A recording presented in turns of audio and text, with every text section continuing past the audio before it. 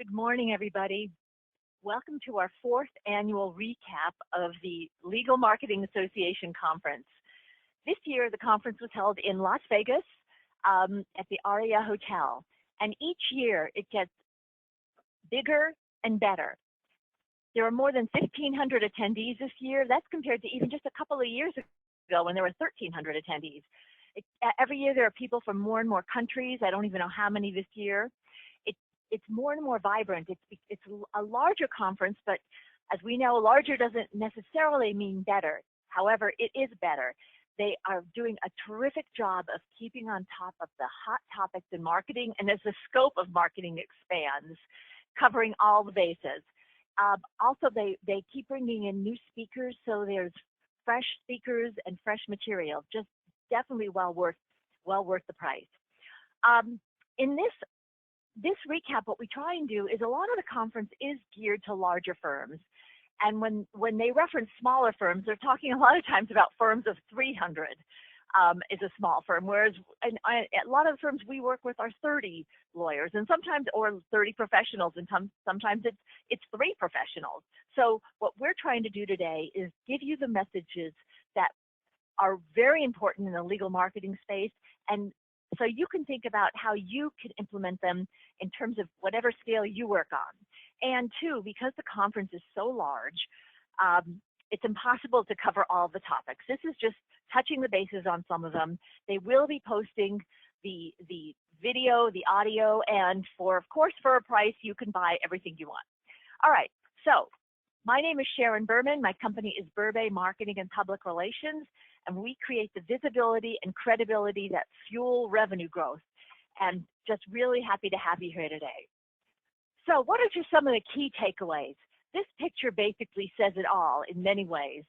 One of the key takeaways is that many of the trends that we've talked about in the past years are just getting stronger. It's not that there's so many new things, but we're just being overtaken isn't the right word, but it's like if you're not looking at these trends, if you're not adapting to these trends, then you really need to just get out of the way because they're going to steamroll you. One of those is an ever-evolving digital strategy. So we still encounter firms that will say, nobody's going to look for my firm online, or do I need a LinkedIn profile, or what is this social media? And I realize that not everybody is an early adapter, or adopter, but your digital strategy is continuously evolving. It's just becoming more and more important, and we need to be thinking about that. And it never stops. That's one of the key messages. We'll talk about all of these as we move through. Another one is metrics. More and more can be measured, especially with the advent of social media, with all of the SEO and pay-per-click. So metrics are becoming more and more important. There are things you still can't measure that are very difficult, but metrics just becoming more and more important. And legal sales. Legal sales is something that we've been talking about for the past few years, and it's just a trend that's growing. By legal sales, we mean a non-lawyer who is client-facing, who is going out and basically opening doors for your other lawyers to bring in new business. So we'll talk about all of these, but I would say if you're looking at the global view, these are the things that were really takeaways. Okay, so let's start with the keynote. Zoe Chance is a professor at Yale. She's had a lot of hands-on marketing experience. She was at Mattel, I think, on the Barbie account. She's done a lot of other things. So she's not just an ivory tower professor. And I was having lunch with somebody yesterday who attended the conference, and she thought that Zoe was like one of the highlights of the conference. She definitely had a lot of worthwhile things to say. And what she really talked about is her passion is turning knowledge into practice. And she talked about Daniel Kahneman's book, Thinking Fast and Thinking Slow, where he talks about system 1 and system 2 in our brains. She talked about the gator brain, as in alligator, versus a more deliberate or judgmental brain. And the bottom line message being that we like to think we're more rational than we actually are when it comes to our thinking and how we make decisions. And one of the things she talked about with the gator brain is there was a study done in Israel with convicts who were coming before judges for parole. They wanted to be paroled. And their chances of being paroled were directly correlated with how soon it was after the judge had eaten, whether they'd eaten lunch or a snack or whatever. Their chances improved if the judge had a full stomach, basically. So, and judges, how can you get more deliberative than judges? So it just one study that points to the fact that we're not as rational as we like to think we are. So, and how she also talked about how it's the gator brain, the reactive brain, the emotional brain that we really want to woo. And next, this is about wooing the gator brain and the 3 things that you need to be thinking about when it comes to how do you capture this part of the mind. Number 1 is ease. You have to make it easy. You have to make it easy for your clients to do business. You have to make it easy for them to say yes. She gave the example of an alligator farm, that at alligator farms where there are bunches of alligators, and if you throw an alligator, you throw them a piece of hot dog. If the piece of hot dog lands 6 inches away from their snout, they'll just lean over and snap it up. If it's, let's say, 18 inches away from their snout, it's just going to sit there until a bird picks it up because it's not easy. So you want to be thinking about how can I eliminate obstacles? How can I make it as easy as possible for our clients to do business with us? She also used she also made the point that it's not priced, because using the examples of Amazon is not the cheapest around. It's just the easiest around. Uber is not the cheapest around in terms of their other ways transportation can be less expensive, but it's the easiest around. So how those companies have grown and thrived because of the ease of doing business with them. She also talked about a company called SuperOffice. They're a Norwegian company. They have a CRM system. They do business around the world. And SuperOffice looked at the fact that a lot of times the prospect they're talking to is very interested in their product, but has to sell it up the chain. And so what they did is they developed a PowerPoint that the prospect can use to sell it to upper management. So the prospect didn't have to sit down, their champion didn't have to sit down and put this PowerPoint together and the case together. They could just download this PowerPoint and do it. So making it easy. Okay, she also talked about attention in terms of wooing the gator brain. Our brains can really, no matter what we say about multitasking, we can really only focus at one thing at a time. And how do you get attention at the moment of truth? And she showed an example of Procter & Gamble was selling laundry detergent in Beirut. And in Beirut, for the most part, people don't have dryers, so they hang their laundry out to dry. And so when are you going to be thinking about laundry? Well, you're going to be thinking when you're hanging it up. So what they did is they put their ads on top of a bus, so that when women are looking over and thinking about their laundry, that's their moment of truth, and they see a bus driving by, and they see the ad for Procter & Gamble's detergent. So, and also similar to that, we have Career Builder did this a long time ago, this ad that I suppose they're thinking that when people are standing at the window thinking about their lives and what their next career move is, don't jump. All right, with Career Builder, but this is the moment of truth when they were capturing people. So you want to be thinking about when is somebody going to be making a decision about your service. She was also making the case that humor gets past resistance, and you have humor here, and you have humor with the laundry detergent. So humor gets past resistance, and you want to be asking about implementation intentions. And she gave the example of exercise and how the chances for somebody actually exercising will go up if you ask them, when are you going to exercise? Where are you going to exercise? And what are you going to do if you encounter obstacles? So I think especially that last question is really important. What are you going to do if you encounter obstacles? And that all goes towards intention and commitment. So thinking about your moment of truth in wooing the gator brain and when you have their attention. And the last one, in terms of how do you get the emotional and reptilian brain's attention, is trust. Number one, building trust, but also how not to lose it and how to fix it if you do lose it. And we've all heard the fact that if you save, if something goes wrong in terms of service and there's a save, you do something that turns it around and makes it up to the person, their loyalty can be stronger than it was before. So that's one thing to keep in mind. The other thing is social proof and all the likes. Do people like me? Are they doing this? So that's one of the points of social proofs, the likes on Facebook, that sort of thing.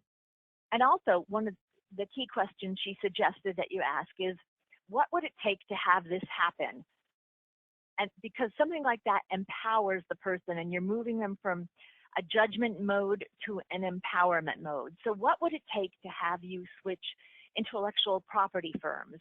Or what would it take to have you switch employment law firms? To ask a question like that and understand what it's actually, basically what it would take. So that was a keynote. Okay, this best in breed bios. 1 minute, I'm just going to take a sip.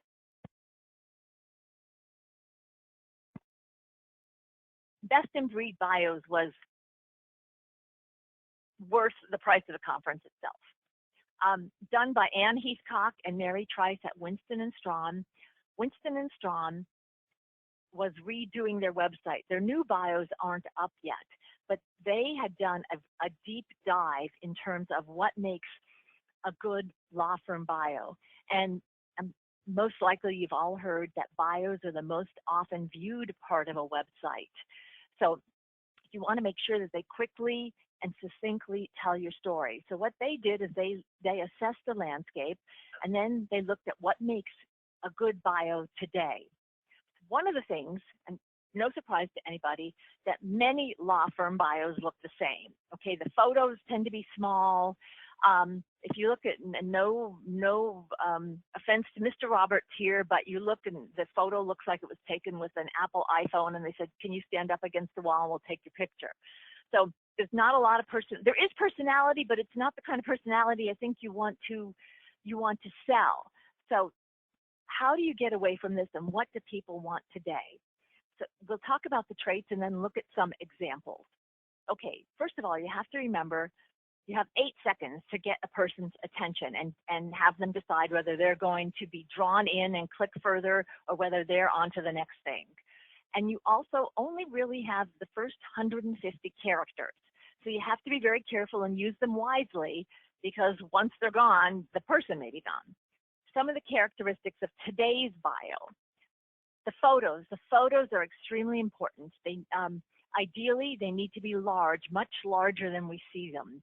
And they need to be not your standard headshot. The ideal is to have something that really shows personality, that shows warmth, that shows, hey, this is the kind of person I'd like to work with. So think about your photos. Next is the bio should be scannable so that the reader can quickly decide. First, they can get a quick snapshot of who the person is, what their area of expertise is, that sort of thing. And then also, what areas do I want to learn more about? So it should be a real quick read. Not that doesn't mean a real short bio. It just means that use headlines to interrupt the copy. Give them the tools they need so they can decide what, first of all, so that they are drawn in, and then they can decide what topics they want to read more about.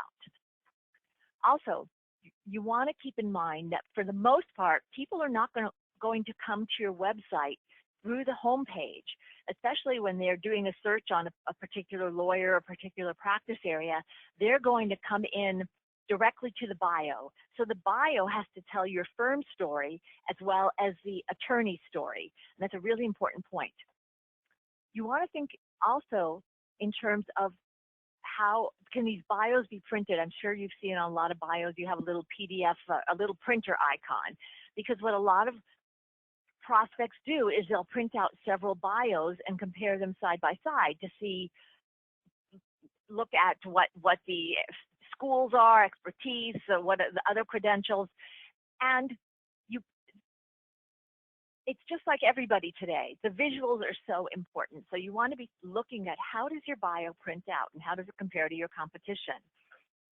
And then you want to be thinking about the visuals because you want this quick snapshot of sorry, you can hear the noise outside there. You want to be thinking about this quick snapshot and the visuals and how can you interrupt your copy with visuals. So let's look at some examples. Okay. All right, first of all, one of the examples they showed is Morgan Lewis's bios. Now, you have a quick snapshot here. You can decide what areas you want to look at more. The photo, perhaps it depends on your screen, doesn't appear as large as it might on some screens, but this is a really quick read, and it's a really, to me, friendly looking bio.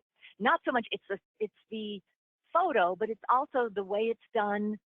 Quick read, I get a sense of the firm, I get a sense of the person, and I can decide what I want to learn more about. For instance, okay, here's the extended profile. I've clicked on that, and now I want to learn more about this person. You also notice that the extended profile is it's an extension of what's up above. They didn't repeat the name of the firm. They didn't repeat anything that was up above. They didn't waste the characters they have. So you want to keep that in mind. Also, they're using first names. Bios today are using first names, not Mr. Smith, not the last name, but they're using the first name. So that's really the trend today. All right. Another example, Oric. Now these might be these might be larger firms, but there is absolutely no reason that a small firm can't implement some of these things. It doesn't cost you more to do a better bio. So let's look at Alyssa here. Quick read, quick scan, you get a real sense of the firm in terms of, here's Alyssa, okay. They use an icon for the patent, for anything that has to do with patent. They're using an icon for patent. So think about your visuals. Okay, where can you implement them? Where can you incorporate them? Then also here, this is really interesting, is if you look at these multicolored circles, each one relates to a different practice area. And if you go to their website, you'll see at the top that each practice area they describe it correlates to a different color. So you're getting a snapshot of the whole firm right here. And once again, they use her first name. Okay, and then we have, on here, then we have Armanino. Now the Armanino in Los Angeles, RBZ merged with RBZ, the accounting firm merged with Armanino. Armanino is based, it's a larger firm, it's based in Northern California, and these are just brilliant bios in terms of you get a sense of the person, it's an easy bio to read, you can tab across if there's information that you want. So it's telling a story right here and tells the firm's story, it tells his story and a lot of the firm's story right on this page. You don't have to come in through the home page. So what you want to be thinking about is it scannable? Is it a quick read? Am I telling the story of the firm? Am I giving the personality of the firm through the bio? So, okay. Now, then we went into developing a long-term digital strategy, which gets back to what I was talking about earlier. One of the things with the strategy is that this is Kalev Pikna from One North Interactive. You're never finished with your digital strategy, and that's or with your digital marketing, and that's one of the things that he really emphasized, and that's why it's a long-term digital strategy. It's never finished, and it's evolutionary, as the first picture I showed shows the evolution. We always say our websites are evolutionary. Websites are evolutionary. Your marketing strategy is evolutionary. It's never finished. And I think there is this myth that, okay, we're finished with the website. No, that's like the first step. It's up. But let's look at this. He showed an example here of Amazon in 2006. This is the Amazon web page from 2006. And then he showed interim years. I'm sort of jumping up here, but he showed then, if you look at the Amazon web page in 2011, it looks more contemporary, but it doesn't look drastically different from what was in 2006. So they kept making incremental changes. They didn't want to make it so different that people would get to the page and say, oh my God, what's going on? But if you look at 2016 here, you see that it looks like a totally different page than 2006. But the changes that were made were all incremental, so that you weren't alienating or surprising, or where the customer just didn't know where to go or what to do. So to talk about the fact that you want to be talking about, it's thinking about the fact that your website, and whether it's your search engine optimization, your pay-per-click, whether it's your social media strategy, that it's never done, that it's always on this continuum of improvement.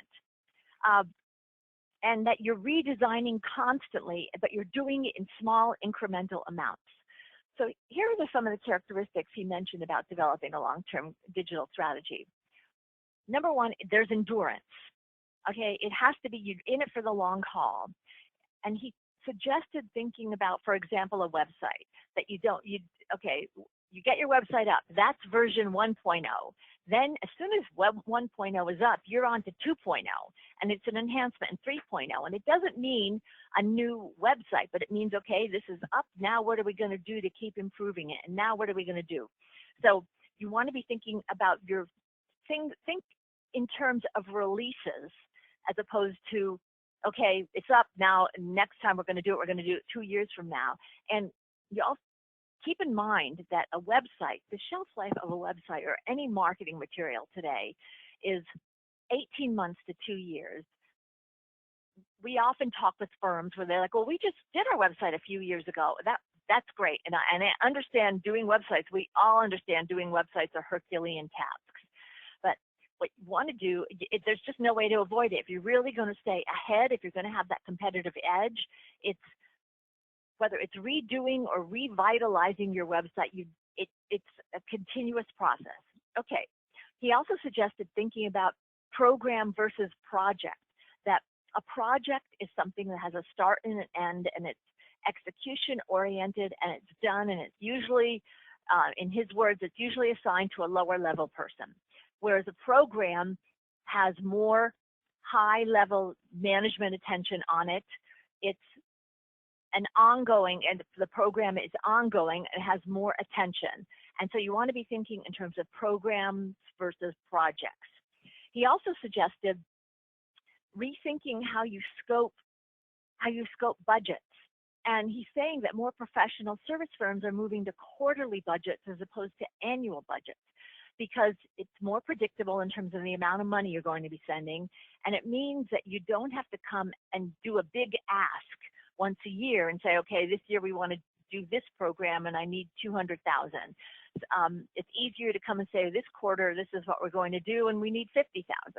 So think about quarterly budgets, which goes along with your ongoing program. He also suggested that you scope to the budget, not budget to the scope, meaning, okay, how much money do I have? How much money will be okayed? And what can I do for that amount of money? So it's a different way of thinking. So he also talked about the fact that the importance when it comes to a long-term digital strategy is a long-term vision. And he talked about the difference between, for example, Twitter and Snapchat, that Twitter wanted to be sold to somebody, and it was at Salesforce, and Salesforce's board said, no, it's not a good investment, because Twitter doesn't have a long-term strategy, whereas Snapchat went out to market and had a huge IPO because they keep enhancing what they have. it's clear that they keep thinking about the future, and he was making the point that people invest in the future, they don't invest in the past. So you want to think about your long-term vision for your ongoing digital marketing strategy. Okay, the S word, sales. This is something that's been evolving for the last several years, and I just think it's a really interesting area in terms of that being legal sales. Having a non-lawyer who is client-facing, these are people who go out and open doors for your partners and other lawyers to help develop business, but they're not lawyers. And this panel, you could not have had a more experienced, high-level panel with these people. And they're not always big firms. Sheila Ardalan's firm is a smaller firm. Jonathan Matson was with a smaller firm and just moved to Baker. David Burkhart, I can't remember the size of his firm, but it's definitely not a mammoth firm. And David is probably the only one of these people who wears both the title of marketing and sales. The other people are basically only salespeople. So it's been pervasive. Oh, I shouldn't say pervasive. It's a growing trend among large firms, and we're starting to see it among smaller firms. 20% of the AmLaw 100 have at least one person who is what we'll call a client-facing person who's not a lawyer. Okay, so what do you need to be thinking about when it comes to having a salesperson? First of all, marketing, what's the role of marketing versus sales? In the panel, this is a panel, in their words, marketing is creating awareness and sales is creating relationships. Now, there's also a tension between marketing and sales because the salesperson is more visible and you can draw a more direct correlation between bringing in business or the salesperson opening the door to bring in business than you can with marketing. And so a lot of times there's this tension because marketing may feel that sales is getting the glory. This panel was really careful and really emphasized the fact that sales could not do their job without marketing, and that the marketing engine always needs to be going in order for sales to be successful. So also you want to be careful because sales can be in competition with the partner. In terms of the salespeople never want to be seen that they're competing with the partner in terms of opening doors and bringing in new business. So the salesperson needs to be somebody, and this gets in terms of what makes this successful salesperson. They need to be, sorry, I lost my train of thought here. They need to be somebody who is resilient, like successful salespeople are. They need to be somebody who is willing to be in the shadows and be willing to let the partner have the glory in terms of the salesperson may open the door, but it's the partner who may get the glory in terms of bringing in new business. So they need to be willing to do that. They need to be energized by making other people successful. So, and they said basically that, in terms of, it's not one size fits all, it's one size fits one. It's really hard to say what's going to make a successful salesperson in a legal environment. Sometimes some of them have industry backgrounds if they're selling in a particular market, and they have experience there, but that doesn't necessarily make them successful salespeople. In terms of legal, it's a different kind of, you have to be a good salesperson. You also are dealing with an environment, a law firm environment. Okay, another thing is that humor. You have to be somebody who can create humor, who can lighten the situation and really be resilient. Okay, you have to be somebody, this is about putting the client first, being a client advocate. And let's see, okay, compensation. There's no fee sharing in law firms. You can't share fees. So the compensation is usually of some sort of bonus program. And most of the panelists said it was about 20 to 40%. They were eligible for 20 to 40% of their salary in bonus. That's over and above their salary, but 20, whatever the total salary was, 20 to 40% of that was they were eligible for in bonus. They also talked about the fact that you need to be very intentional. Catherine Zim especially was asked about how do you break the ice? Where does the salesperson start? And she made some interesting comments. She has been doing this a long time and is very successful at it. That she basically said she didn't get people who said that they liked going to networking events and meeting new people. She said, I think it's really creepy that somebody wants to walk into a room of people they don't know. Basically, who likes to do that? And I think we can all relate. We all go to networking events, but how many of us say, oh my gosh, I can't wait to walk into a room full of people I don't know? And she was giving some really worthwhile questions to consider in terms of when you go to a networking event. Questions being very intentional, like asking, what brings you here today? And what's your role in your firm? And what's keeping you busy today? I thought those were very good questions in terms of drawing somebody out, in terms of not your usual questions that you're asked at networking events. Good things to keep in mind. They also talked about the fact that research is the gateway to business development, that using your research departments, or if you have outsourced research providers, in terms of your prospects, your markets, and that when Catherine, or when any of them go to visit a prospect, that prospect or a client, that person expects them to know what happened with their firm that morning, with the client's firm. I mean, it's not like what happened yesterday. They need to know what happened that morning in terms of, was there a new product launched, or was there, a lawsuit filed? So that research is really critical. And that the salesperson's role is to bring in new business, but also to expand relationships with existing clients. So I think it's something to really be considering, no matter what size firm you have. Yes, we're all salespeople, but at some point it may make sense to be looking at a non-lawyer salesperson to be working in conjunction with your marketing department or your marketing agency. Okay, so these are the highlights from the LMA conference. As I said, a very worthwhile conference. I want to bring some other conferences to your attention that are definitely worthwhile. LSSO Rain Dance conference is coming up. LSSO is Legal Sales and Service Organization. They put on this big conference once a year. They've been doing it for 12 years. Extremely worthwhile. This year it's being held in May in Dallas, which is a little earlier than they usually do it.